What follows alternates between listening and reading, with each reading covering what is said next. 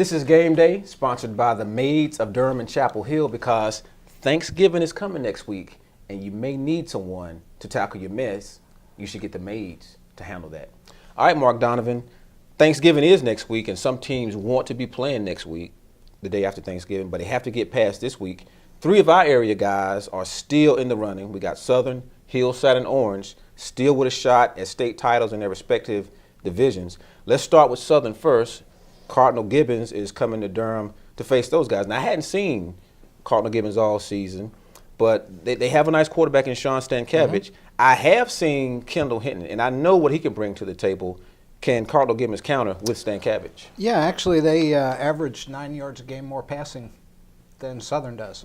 On the other hand, they only average 180 yards a game rushing, and Southern puts up 255 a game rushing. So that's pretty much a wash there, but I think the key is going to be that Southern has a track record with Gibbons. It's the only game we have this weekend where somebody has already proven they can beat somebody.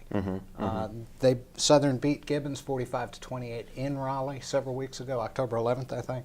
Okay. And so they should at least have the confidence that they know they can handle these guys without too much trouble. All right. Let's stick with our Big 8 schools, and you got Orange. Now, they play a Cleveland team who got beat by a decent Riverside team, and yet Riverside is out of the playoffs. Cleveland is still around. What can Orange expect from those guys? Well, obviously, Cleveland lost 63-49 to Riverside, gave up 400 yards rushing to Joel Evans, and you got to wonder about their defense. Okay. But they are 9-3. At the same time, Orange beat Riverside 38-0. So you want to play comparative scores. That's an interesting one to do. Okay. Orange has not played as well defensively the last 2 games out as they did earlier in the season. All right. They've allowed basically as many points in the last couple of games of the regular season as they did in the previous 9 games of the regular season.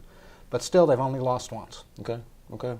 And Hillside, should they have any concerns about Knightdale? Oh, yeah. First of all, you're playing on the road. It's a higher-seeded team. Knightdale's 10-1.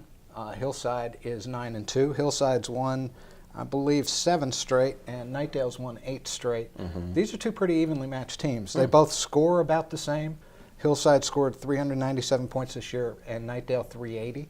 Okay. Defensively, Knightdale's allowed 196, and Hillside's allowed 168. Okay. Of course, we'll have all those scores on Friday night as they come in, and complete reports on Saturday at Herald-Sun.com and in our print edition. Until next time, I'm John, he's Mark, and this was Game Day, sponsored by the Maids of Durham and Chapel Hill.